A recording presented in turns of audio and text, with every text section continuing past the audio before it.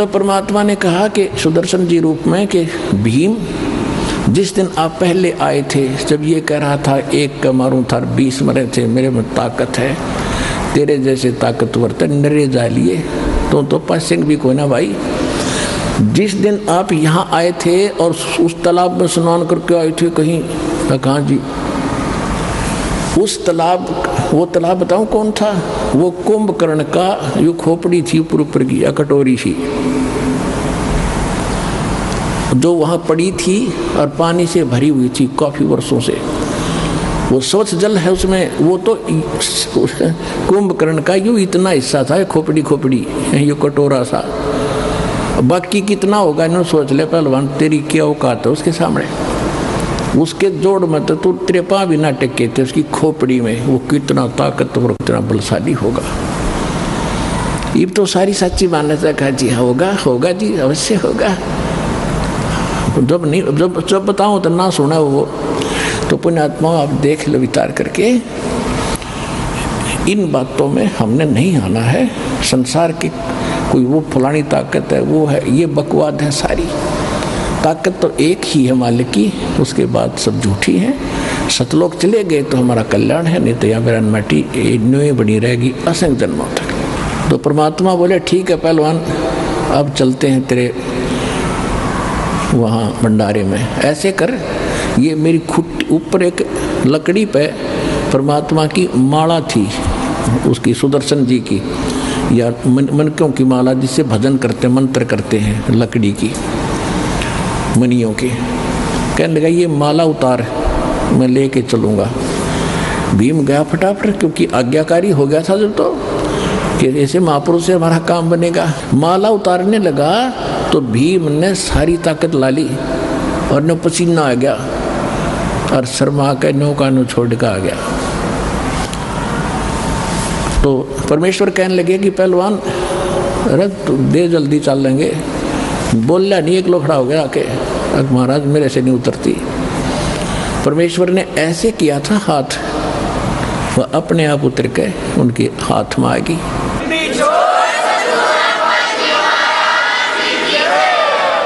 अपने आत्माओं संत चमत्कार नहीं करते, उनसे अपा हो जाते हैं। और ये अगर मालिक ऐसा नहीं करते तो भीम इनका थोड़ा बहुत भ्रम बना रहता। तो वो तो एक ट्रेलर दिखाया था परमात्मा ने, ताकि इनका दिल डटा रहे, वहाँ तक इनका सब्र बना रहे। और फिर मालिक की वेशभूषा कैसी थी? जंगल में रहने वाले हैं, फटी पुराने कपड़े, धोती लपेट रखी हुई, ऊपर रखा करते, कपड़े उपड़े होते नहीं थे, और पैरों में बुआई फटी हुई, यानी मतलब जैसे काफ़ी दिन स्नान हुए, गांव में ऐसे रहते हैं। इस वेशभूषा बैठे जाता, बाल बूढ़े हुए, छोटे छोटे दाढ़ी बढ़ रही, तो लेकर चल पड़े रथ में बैठा के। और वहाँ बैठे 33 करोड़ देवता, 88,000 ऋषि, 12 करोड़ ब्राह्मण, 9 नाथ 84 शब्द।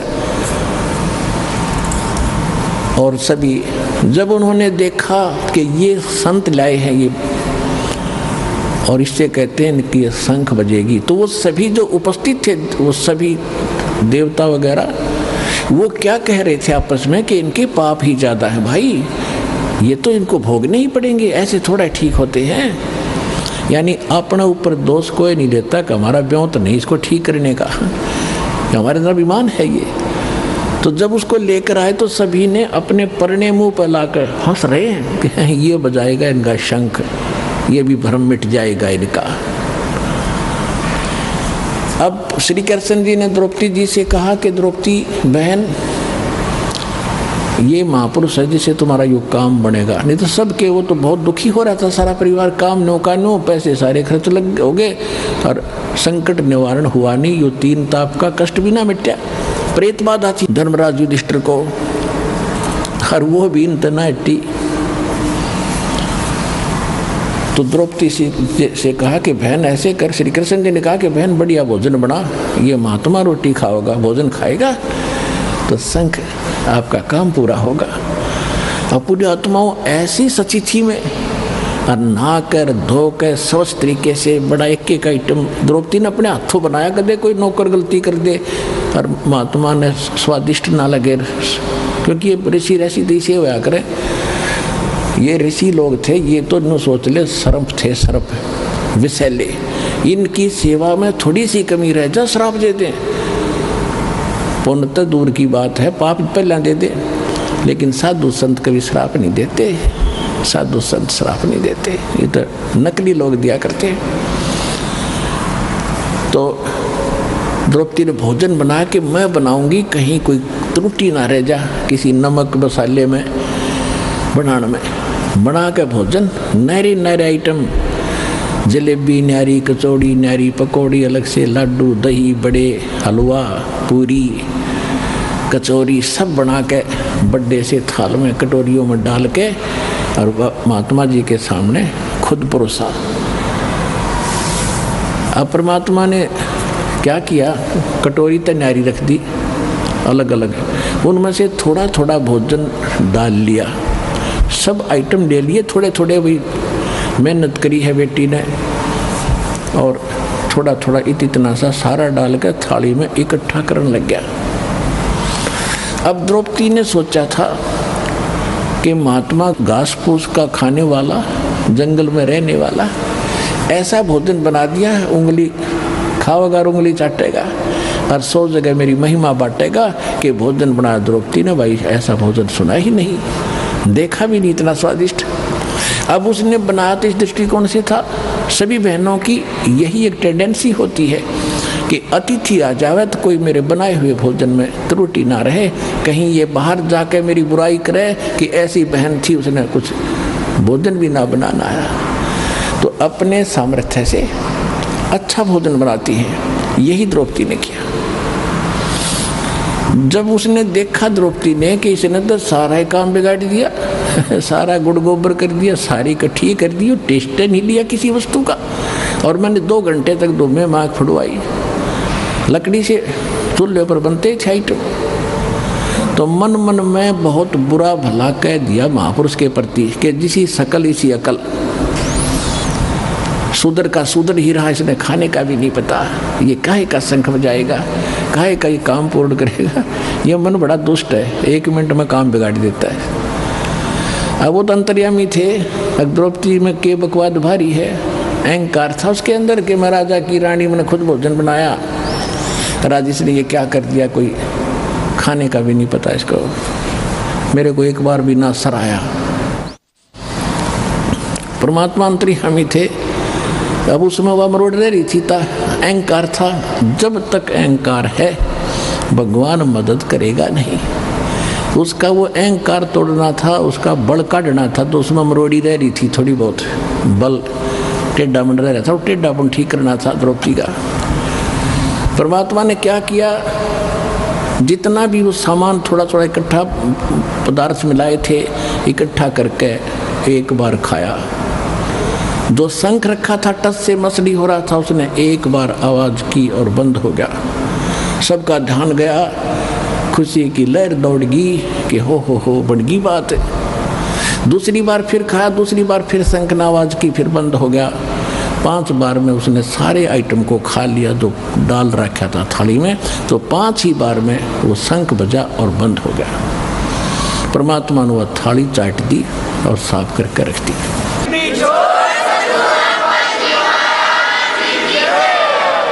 अब युधिष्ठिर ने कहा कि भगवान ओहो निहाल हो गए, हे परमात्मा कहाँ छुपा था ये रुस्तम, ओहो ये तो परम संत हैं, आपने बड़ी दया करी, ये आप ही का आशीर्वाद है इसके ऊपर। कृष्ण जी बोला मेरा आशीर्वाद ना है, ये तो आशीर्वाद किसी और का है, तुमने उसका पता नहीं, ये आशीर्वाद तो कोई और है, ये खुद आशीर्वाद दिखा है मैंने, तो आशीर्वाद नहीं है इसके पास। तो फिर कृष्ण जी ने कहा कि भाई बात सुनो, ये अभी बात बनी नहीं। क्यों नहीं बनी भगवान, क्या बात हो गया? कि इस शंख ने तो बहुत देर तक बजना चाहिए था और इतनी जोर की आवाज करनी चाहिए थी, स्वर्ग लोक में इसकी आवाज जानी चाहिए थी, अभी बात बनी नहीं भाई। अब कलेजा पकड़ लिया युधिष्ठिर ने कि भगवान अब किसको लाओगे बुला करके? श्री कृष्ण जी ने कहा कि भाई कोई बुलाना शेष नहीं है, ये महापुरुष जो बैठे है ना, ये परमात्मा है, खुद ने सोच लो, परम शक्ति है। और इसके एक बाल के बराबर भी ये 3 लोक नहीं है। युधिष्ठिर, अपने घर में किसी ने कोई गलती कर रखी है भाई। पुण्यात्माओं देखो, सतलोक आश्रम बरवाला जिला हिसार हरियाणा में सभी भक्त आते हैं और सबको एक ही जैसा आशीर्वाद, एक ही जैसा मंत्र सबको दिया जाता है। एक तो आता अगली बार कूदता हुआ, जी मैं ये ठीक हो गया, मुझे ये लाभ हो गया। दूसरा कहता मैं 5 बार आ लिया, मुझे कोई लाभ नहीं हो रहा। पुण्यात्माओं, जब पावर हाउस एक और उसी से कनेक्शन सबको दे रखा, एक की बिजली जल रही है, पंखा चल रहा है, दूसरे का नहीं जग रहा है, तो तेरा पंखा खराब है, उसने ठीक करा भाई, जगेगा। सतगुरु के दरबार में कमी काहे की ना, हंसा चूक नहीं पावता, तेरी चूक चाकरी माँ। अपनी त्रुटि ठीक करे, अपनी चूक ठीक करो, पावर तो ज्यों की त्यों है, आपको भी लाभ देगी। आपकी ये अग्रम मगरम खत्म ना होती। ये कैसे हो सकता है, ये कैसे हो सकता है, मतलब काफ़ी दिन में सेट होगी। जब जिस दिन यह सेट हो जाएगी, Kabir is God nothing else, फिर देखना खेल जाता है कि यही तो बात बिगड़ी पड़ी है। काल ने सबसे पहले ये नाश किया कि भगवान का नाम और निशान मिटा दूं और किसी को भगवान मानने धक्के खाओ। अरदास के लिए सबसे बड़ी समस्या है कि मैं भगवान को भगवान सिद्ध करूं, हजारों प्रमाण दूं, जब जाके दिमाग में सेट होती है सचमुच कबीर इज गॉड। और जब तक ये विश्वास नहीं होगा वो लाभ मिले नहीं। जैसा कि आप परमात्मा को जब भोग लगता है, एक शब्द सुनते हो, मोकू का खोज ढूंढे रे बंदे, मैं तो तेरे पास में, ना तीर्थ में, ना मूर्त में, ना काशी कैलाश में। लास्ट में फाइनल करते हैं, कह कबीर सुनो भी साधो, मैं तो हूँ विश्वास में और सब श्वासन के श्वास में। जो नाम तुझे दिया गया उसका जाप कर, और जिस दिन तुझे विश्वास हो जाएगा कबीर इज गॉड, सब कुछ कर सकता है, हृदय मान लेगा तेरा, उस दिन देख मेरे खेल।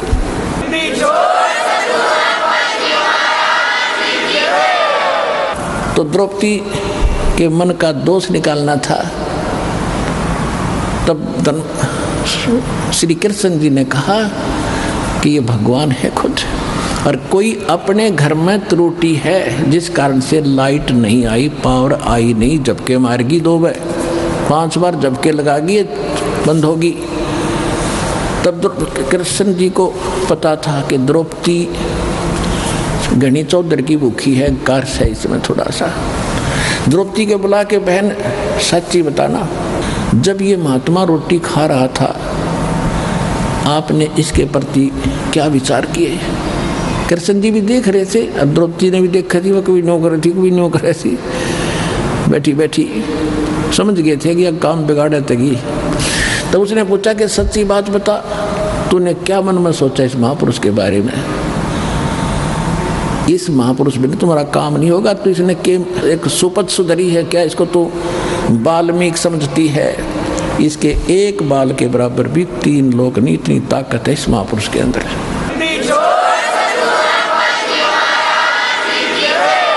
द्रौपदी से कहा श्री कृष्ण जी ने कि सच्ची बताना, कि हाँ जी सच्ची बताओ। मैंने किसी नौकरानी का सहयोग नहीं लिया भोजन बनाने के लिए, अपने हाथों भोजन बनाया, ने सोचा था ऐसा भोजन खिला दूंगी महात्मा गुण गाओगा मेरे जाके और उंगली चाटता रह जाएगा। जब इन्होंने सारा इकट्ठा कर दिया, खिचड़ी बना दी, मैंने बड़ा दुख हुआ और ये शब्द बोल दिए कि रहा शूद्र का शूद्र, इसने खान का पता ना पीन का पता है, और ये काहे का शंख बजाएगा, काहे की कार्य सिद्ध करेगा। श्री कृष्ण जी बोले आपने तो एक पाप और इकट्ठा कर लिया, संत के बारे में गलत सोच कर। संत तो किसी तरह रहे, कैसे ही करे, तुमने बकवादों की जरूरत नहीं। अगर आप ही इतने अच्छे होते तो फिर इसको बुला कर मैं क्यों डाया, मूर्ख हूँ क्या मैं, ये सोच लेती थोड़ी बहुत। ये क्या है, कौन है, ये तो मैं भी ढंग से नहीं जानता, पर काम बनेगा इस तरह। तब द्रौपदी से कहा कि तू इसके चरण धो, या धूल समेत इसके चरणामृत पी, ताकि तेरी अकल ठिकाने आवे, तेरा पाप कटे, अहंकार मिटे। द्रौपदी जब बात बनेगी। द्रौपदी ने उसी समय प्रात में पानी डाला, 1 लोटा लाई, परमात्मा के चरण धोए, कबीर जी के, सुदर्शन जी के। सुदर्शन रूप में मालिक बैठे थे, वो चेला तो सैर सपट्टे को चला गया था।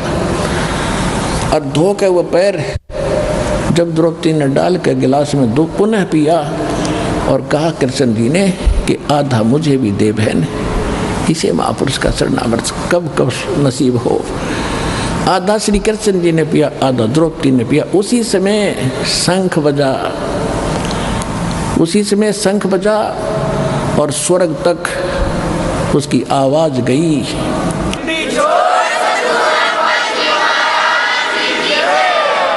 पूरी पृथ्वी पर फलदार वृक्षों के फल लदपद हो गए, फूलदार वृक्षों पर फूल लदपद हो गए।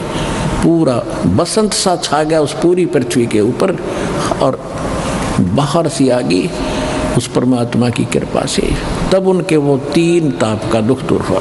वो 3 ताप भी तब कटे, वो प्रेत बाधा भी ना श्री कृष्ण से कटी, ना और साधना ऋषि मुनियों से कटी, समाप्त हुई। वो संकट भी परमेश्वर कबीर जी के उस शक्ति से, विधि से वो हुआ। तो पुण्यात्मा, यहाँ जो आते हो आप, यहाँ वो साधना है जो सुदर्शन जी करते थे और भगवान बताते थे, और उसी साधना से मालिक ने कितनी संकट टाले थे। तो यहाँ जो आप साधना कर रहे हो, आ रहे हो, आपके ये 3 ताप भी कबीर परमात्मा यहाँ करेगा, इस विधि से करेगा, सारे ठीक होंगे।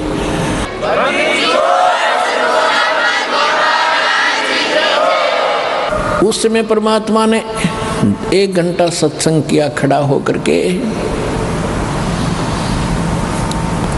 और सुनाया कि कोट जन्म तेरे भरमत हो गए, कुछ ना हाथ लगा रे, कुकर सुकर खरबा बोरे कौवा हंस बगारे, मन तू चल रे सुख के सागर, जहाँ शब्द सिंधूरत नागर।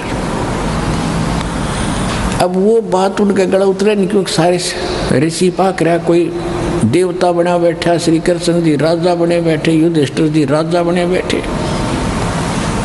वह गले उतरी नहीं उनका किसी का, जो भगवान बताना चाहते थे कि चलो उस लोक में सतगुरु मिले तो इच्छा मिटे, पद मिल पदे समाना, और चल हंसा उस लोक पठाऊं जो आदर अमर स्थाना। 4 मुक्ति जहाँ चंपी करती माया होरी दासी, दास गरीब अभय पद पर से मिले राम अविनाशी। आप वहाँ चलो जी, किसी चीज का भाव नहीं, लेकिन नहीं मानने कोई भी। परमात्मा उठकर आ गए। अपने आत्माओं, तुम कौन राम का जपते जापम, तात कट न ये तीनों तापम। आज दास के पास वो भक्ति है जो भगवान ने सुदर्शन जी को दे रखी थी। उसको केवल और 5 नाम का ही मंत्र दिया था, लास्ट में दिया था कति 2 मंत्र और उसको 3। कति लास्ट में जब देख लिया कि कभी काम बिगाड़ ना दे, तब उसको दिया था, तो उसको पार करा था। और अब भंडारा खोल देना, क्योंकि हम तो ज़्यादा कर्महीन हो गए। अब से ही ये सब कर्म करने लगेंगे, दान का, धर्म का, यज्ञ का, सब सुमरण। तब हम उस अतिथि में हमारी भक्ति आएगी, जिसको जितना धन हम वहाँ से लेकर आए थे भक्ति का, उतना ही तैयार करना पड़ेगा हमने वापस वहाँ जाने के लिए। और उसके लिए ये मंत्र इतने गजब के आपको दे रखे हैं। सतनाम पालड़े रंग होरी हो, 14 लोक चढ़ाव राम रंग होरी हो, 3 लोक पासेंग धुर रंग होरी हो, तो ना तुल तुलाया राम रंग होरी हो।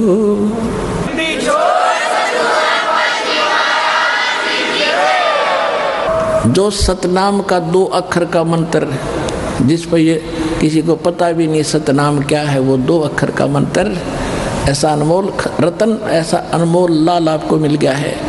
एक बार का सुमन जब करोगे, मर्यादा में रह के, अधीन भाव से, एक साधु भाव में रहोगे और अपने विकारों को सेट करके, यानी सुमन करना है सच्चे दिल से।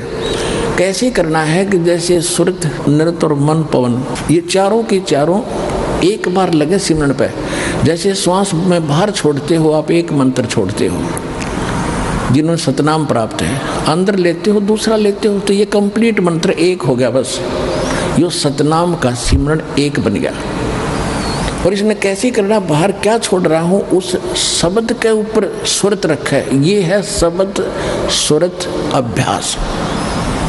और ये क्या करते, नकली कान बंद करके अंदर सुनो कि मैं बाजा है, अंदर तो बाजता रहेगा, वो उससे क्या लाभ होगा हमें। जैसे गवर्नर हाउस के अंदर रेजिडेंस पे अपने आप मीठी मीठी ताल पहले बजाया करते थे कुछ समय, और आजकल तो एक ऑटोमेटिक सिस्टम लगा दिया, वो मीठी मीठी धुन अपने आप बजती रहती है।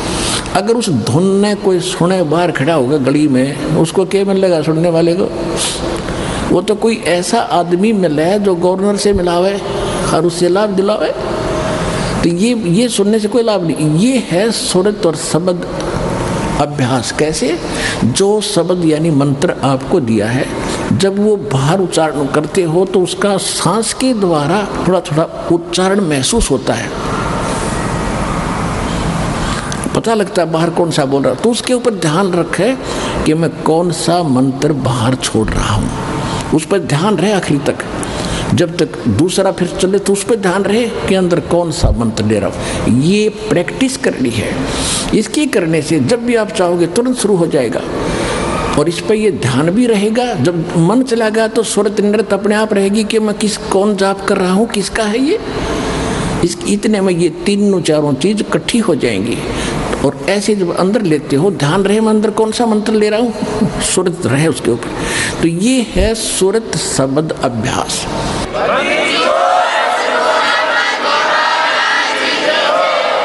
परमात्मा कहते हैं एक डाल पे दो पक्षी बैठे, एक गुरु एक चेला रे, चेला तो चंचल है भाई, गुरु निरंतर खेला रे। फिर परमात्मा उत्तर देते हैं कि इस पद का वो ये भेद बताओ, कौन गुरु कौन चेला रे। और फिर आपे उत्तर दे रहे हैं, कह कबीर सुनो भाई साधो, शब्द गुरु चित चेला रे, शब्द गुरु चित चेला रे। आप उत्तर दे रहे हैं कि कौन है गुरु कौन है चेला। एक डाल पे दो पक्षी बैठे, एक गुरु एक चेला रे। यानी इस पर शरीर के अंदर आत्मा भी है, मन भी है। और यहाँ बताते हैं कि जब गुरु जी ने आपको मंत्र दे दिया तो इस मन को इस पे लगा, चित्त को इस शब्द पर, तब वो गुरु के द्वारा दिया गया तेरा जो मंत्र है वो इस मन का गुरु बना दे। शब्द गुरु चित चेला रे, जो नाम गुरु जी ने दे दिया उसमें केवल वही ध्यान रहे, वो कौन सा मंत्र में जाप कर रहा हूं, और मन को उसके जोड़ दे। तो ये है सुरत शब्द अभ्यास। यो एक बार आपने मंत्र इस ढंग से कर दिया, घना बड़ा नहीं है, तो समझाने के लिए इतना विस्तार लगा है। सिर्फ इतना है, श्वास बाहर छोड़ा, कौन सा मंत्र जाप कर रहा हूँ, बस अंदर कौन सा ले रहा हूँ, अपने आप ध्यान गया तो सुरत नृत्य अपने आप आ गई इसके ऊपर। ये एक मंत्र बन गया आपका अनमोल, आपके खजाने में, भगवान के दरबार में, आपके अकाउंट में जमा हो गया। यू इसकी कितनी कीमत है। और आप तो दिन में पता नहीं 1000 करो, 2000 करो, 500 करो लगे ही रहते। और कितनी कीमत हो जाएगी, आपके पास कितना धन होगा उस मालिक के दरबार में जाने का। कहते सत्य नाम, वैसे वाणी में गरीबदास जी ने स्पष्ट नाम लिखा है। मैं तो वैसे इसलिए कोड वर्ड में बताया करता था कि कई बार हम अनजान व्यक्ति आ जाते हैं, वो सुन लेने से भी कोई लाभ नहीं होगा। विधि से बात बनेगी, अरदास से लेने के बाद ही इसका बात बनेगी।